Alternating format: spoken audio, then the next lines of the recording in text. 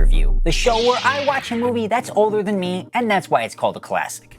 And today, in honor of Beetlejuice coming out in just a couple of days, we are going to be checking out the original, 1988's Beetlejuice. I have never seen this, so it's going to be quite a surprise and a journey for me. Hopefully it lives up to the hype I've heard all of my life. It's lucky for those of you that are like me who don't have a HBO Max subscription, because Beetlejuice is only $4.99 to buy in Ultra HD on Amazon at the moment, so it's a good time to buy it if you really wanted to keep it. Here we are, sat on the couch, ready to take some notes and watch this great film.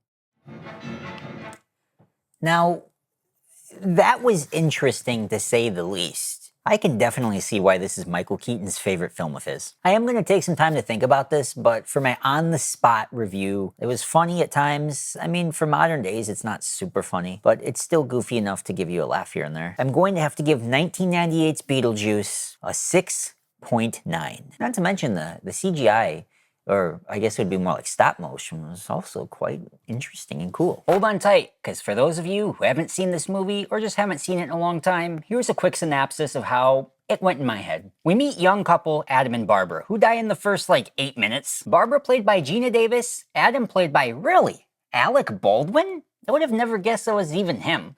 Good thing in this movie he didn't get the idea of scaring people using a loaded handgun. After dying, they find themselves trapped in their home, not really sure what happened. But after a few attempts of trying to figure out what was going on, they come to the understanding they're haunting their home and start to study the handbook for the recently deceased. Skipping most of the book, they travel to the underworld for about 3 months to get contact with their caseworker. From here, they talk about Beetlejuice, and she informs them this is a terrible idea. But when their attempt to scare out the family in their home fails, they make the executive decision of contacting the man himself. From here, we see a young girl who almost marries a man that's hundreds of years older than her. And we get to watch people that I think were killed being played like a carnival game. And eventually, Beetlejuice is banished back to the underworld and everything returns to normal. Well, kind of. The new family and the deceased ghost now share the home. I've taken a couple days to think over my rating for Beetlejuice, and I think I was wrong. If you take a look at all of the comedic films that came out in the 80s, comparing it to all those great movies like Caddyshack and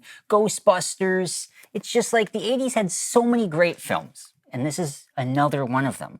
And it's very interesting, because if you look at the rating, PG, nowadays, I know this would have had at least a PG-13 rating, because here on YouTube, let's be soft and say it the way that we have to say it now compared to how they did it in the movie. There's talks of unaliving themselves, there's acts of SA, and just freely using the word fuck.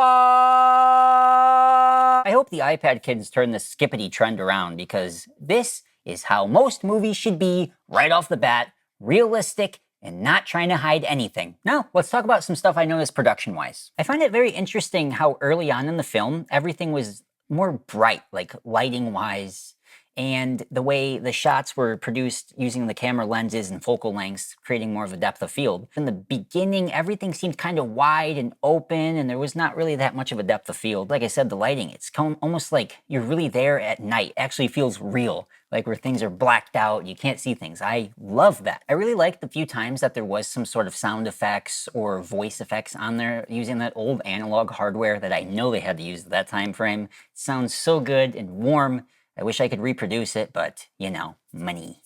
And one thing I really liked that stood out to me, just because it was different. If any of you saw the movie earlier this year, stop motion, there's a lot of the beep, beep, beep, beep, slowly creating that, and this movie had a lot of that. Stop motion instead of just straight up CGI trying to look way too realistic. It was cool and it was funny. I love that. Now, let's talk a little bit about the acting. And the best way I can explain it, Tim Burton. Period. He's a great guy when it comes to allowing actors and or people working on a movie to freely do what they want.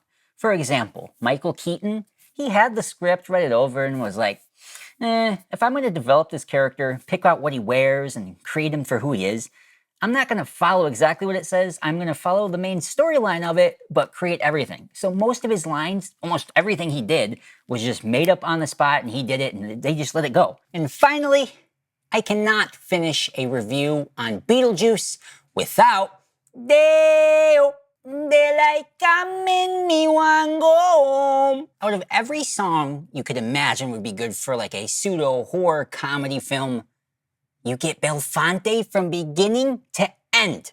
It doesn't make sense, but it does. And I mean, if you really don't believe me and you haven't seen it, check out the dinner scene. Just like almost every movie I feel like I've ever seen, the dinner scene is always like the best part. And in this movie, it is an exact example of that. It's got a lot of the goofs and gaffs that we love. And it's not like a cookie cutter film that we get a little bit too often anymore. And that's why it earns a Gen Z movie review rating of a 7.4. Also, today I'm gonna go see an early streaming of Beetlejuice. There will be a Gen Z 1 minute or less movie review coming out within the next couple of days, so don't forget to subscribe, check the cards and or the description, because it might already be out. And I'll see you guys in the next one.